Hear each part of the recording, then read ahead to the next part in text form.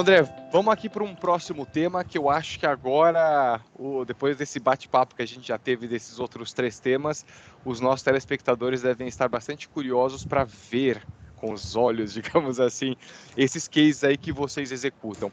Principalmente porque a robótica colaborativa aqui no Brasil, ela ainda é um tema que a gente pode chamar de recente, então os casos nacionais, eles não são ainda tão conhecidos e vocês, como já trabalham conosco há algum tempo, já têm condições de mostrar alguns projetos realizados. Será que você poderia compartilhar algum vídeo, alguma simulação, alguma coisa do tipo, para poder ilustrar e trazer esse tema de uma forma um pouco mais palpável aí para o nosso público, por gentileza? Claro, claro. Essa aqui, Bruno, é uma aplicação que envolve 2 robôs, né? Um R3 e um R5, né? Eles estão trabalhando em conjunto. E basicamente o que eles estão fazendo aqui, eu vou colocar o play no vídeo, mas só explicando antes, ele pega placas de um magazine, que é um item muito comum dentro da indústria eletrônica, né? Provavelmente os telespectadores aí vão se familiarizar com essa imagem aqui. E o que a gente está fazendo aqui é basicamente depanelizando placas, ou seja, um painel onde você tem, se não me engano, esse produto tinham 3 placas, e aí a gente usa os robôs para retirar as placas do magazine, basicamente. Movimento ele até uma região onde eu faço um pré-posicionamento para eliminar qualquer variação de posição dentro do magazine. E aí eu trabalho em conjunto com o R5 para fazer o corte.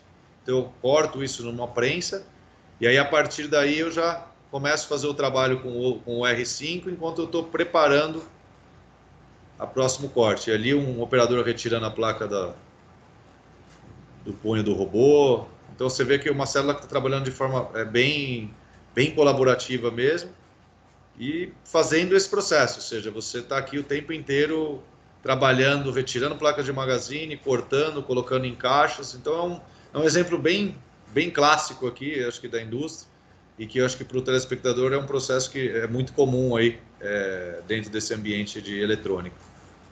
Então esse é um André. bom exemplo. Fantástico. E uma coisa que eu acho que é bacana ressaltar é o seguinte, pessoal, o André mencionou, né, uma aplicação bastante colaborativa e o tema de segurança é bastante delicado aqui no Brasil. Então, se vocês tiverem curiosidade de saber um pouco mais de como funciona a segurança aplicada à robótica colaborativa, entre aí no nosso site, a gente tem, dentro da série de webinars, um webinar dedicado que a gente fala apenas sobre segurança. Só para fazer um breve parênteses aqui, para que o robô possa trabalhar da forma como vocês estão vendo aí no vídeo, uma apreciação de risco, ela é obrigatória. Existem hoje regulamentações que explicam o como fazer isso, né, em quais situações isso é possível ou não, mas isso é tema aí para uma outra conversa. Se tiverem curiosidade, cliquem no link aqui embaixo, naveguem aí no nosso site, que vocês obterão essa informação, ou entrem em contato diretamente aí conosco, tá bom?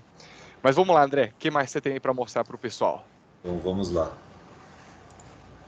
Aqui, algumas simulações, é muito comum, por exemplo, na fase onde a gente está avaliando a possibilidade não só de envelope de trabalho, se vai existir alguma singularidade no robô em si, a gente fazer uma simulação prévia, até para ter uma previsão de se a gente vai atender a demanda de processo, se a gente vai atender a velocidade prevista. Então, esse é um exemplo de uma simulação básica que a gente fez para esse cliente em particular. E aí, em seguida, a gente já vai para o ambiente já de produção, que era basicamente a alimentação de placas em testes em circuit. E aí, depois de testada, ela estando aprovada, a gente coloca isso de volta na embalagem. Então, assim, é realmente uma operação onde a gente automatizou tanto a retirada, pré-posicionamento e alimentação da máquina em circuit, como a retirada da máquina em circuit, voltando para a caixa. Então, é um teste onde você não tem manipulação mais humana, ou seja, você diminui o risco de qualidade e ganha uma produtividade incrível, né? Porque você não tem paradas, você basicamente fica o tempo inteiro testando e focado em realizar aquele tempo de teste entre robô e máquina de teste. Então, é um exemplo bem clássico aí da indústria eletrônica, esses testes em circuit. Muito bom, muito legal, André. E eu acho que aqui a gente tem uma temática interessante para trazer até para os nossos espectadores, né? No momento que um operador ele executa um trabalho, seja ele repetitivo, monótono, de certa forma até pode expor o operador a algum tipo de risco ergonômico, é o momento que a gente começa a considerar o uso do robô para que ele faça essa parte repetitiva, de precisão, enfim, que seja ininterrupto, e que esse operador ele possa ser reutilizado em um posto de trabalho em alguma tarefa de maior valor agregado. Então, dentro do mundo industrial, tem diversas áreas que estão sempre buscando enxugar headcount e tem algumas outras áreas que sempre estão buscando aumento de headcount, né? Sempre tem outros gargalos produtivos. E uma das coisas que a UR ela busca sempre impulsionar o mercado é essa visão do empoderamento humano. É pegar aquele operador e extrair mais valor dele através de tarefas mais intelectuais, mais analíticas. Então, em diversos casos como esse que você está mostrando, o operador que fazia teste, às vezes em shield box, ele é deslocado para uma outra função mais analítica, ou ele começa a supervisionar o trabalho de diversos robôs colaborativos. Então, bacana esse exemplo aí que você trouxe em pauta, André. Obrigado. Legal. Eu acho que, até pegando carona nesse seu comentário, Bruno, o que a gente tem percebido da indústria como um todo, principalmente as que estão buscando automatizar essas tarefas que são mais repetitivas, é inclusive a dificuldade de manter os postos de trabalho dessas áreas, né? Então, ou seja, o que acontece? Se a pessoa recebe uma proposta para mudar de área dentro da própria empresa, ou às vezes recebe até uma proposta mais atraente de um trabalho que ele enxerga, que ele consegue entregar mais valor, também é um motivador para muitas das empresas que estão procurando colocar a robótica colaborativa dentro da planilha de investimento aí. Porque essa é uma questão, ou seja, você investe no material humano para realizar uma tarefa que não tem grande valor agregado ao produto, é monótona. A chance daquela pessoa se cansar e querer mudar de oportunidade é grande também. Então, eu acho que esse também tem sido um motivador para alguns dos nossos clientes também. Acho que, além dos pilares que a gente comentou no começo da nossa conversa aí, essa tem sido uma preocupação de muitas empresas também. Bom, aqui também é a mesma coisa, um processo onde a gente simulou basicamente o envelope de trabalho, os tempos de processo, os movimentos que a gente teria que fazer com o robô, se a gente conseguiria integrar os movimentos a todas as necessidades que seriam mais do que necessárias aí para o projeto como um todo. E aí, feito isso, passamos da fase de estudo, passamos da fase orçamentária, prototipagem, aí sim a gente parte para o projeto como um todo. Que sempre André, tem... Perdão, Pode prossiga, falar. desculpe. E o importante é sempre elencar, né? Você vai vendo que a grande maioria sempre pegando placas de magazines, que é um ambiente comum para a indústria eletrônica, e fazendo a alimentação de algumas máquinas em particular. Essa é uma máquina de depanelização, onde ela corta os galhos. Então, eu estou tirando a placa já cortada, coloco a nova placa para fazer o processo. Enquanto eu estou fazendo o processo de corte, aí eu estou jogando o galho numa região de scrap, então eu jogo o galho, e aí aqui eu pré-posiciono as placas, para aí justamente já colocar elas na caixa de embarque. Então, ou seja, o primeiro processo, vamos falar assim, antes da gente fazer os testes em circuit, é depanelizar essas placas. Então, esse é basicamente o processo que a gente fez nesse cliente em particular.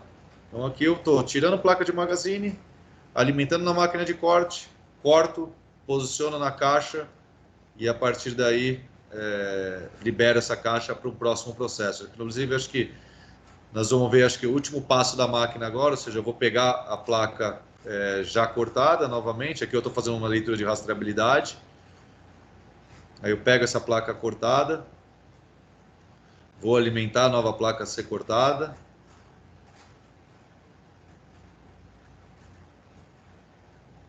Aí jogo o galho, pré-posiciono as placas, entrego uma, entrego a próxima, e aí esse roller head já está integrado também com o robô, e aí ele libera essa caixa para que possa iniciar um próximo ciclo. Então a gente vai ver aqui o último ciclo, aí eu vou liberar a caixa, liberei a caixa, entro com a nova caixa vazia, e começo um novo ciclo. Então, assim, acho que é um exemplo bem clássico aqui e que acho que elucida bastante aí os telespectadores de possíveis aplicações aí que a gente pode usar a robótica colaborativa. Legal.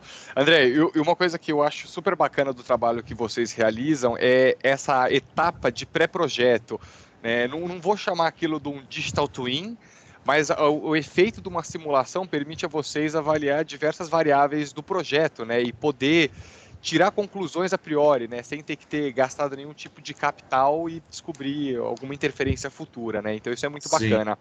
E o sim. outro ponto que eu gosto, que eu gostaria de trazer aqui para os telespectadores, ó, sua bateria vai acabar, André, carrega aí. Eu vou... Situações técnicas aqui, vamos lá. Sem problemas.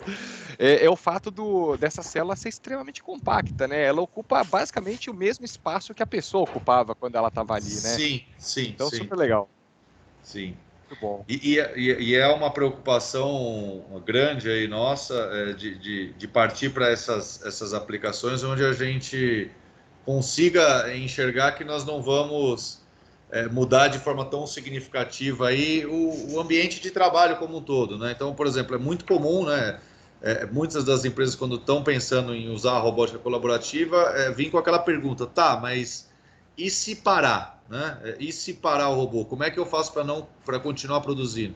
Então, muitos dos nossos clientes também pedem para que a gente crie uma situação onde eu consiga remover o robô para que ele possa retomar. É óbvio que isso é muito raro, né? Porque o MTBF de um robô colaborativo é alto, né? Então é difícil acontecer, mas há essa preocupação, principalmente porque muitas das indústrias de eletrônica elas trabalham praticamente just in time, né? Então, ou seja, ele produz e já tem que entregar na linha para montar. Né? Então, eu acho que é também uma característica bacana e que fica fácil, né, quando comparado com a robótica industrial, de você retomar um trabalho que era feito de forma manual no caso de alguma emergência, alguma situação que aconteceu com a linha como um todo.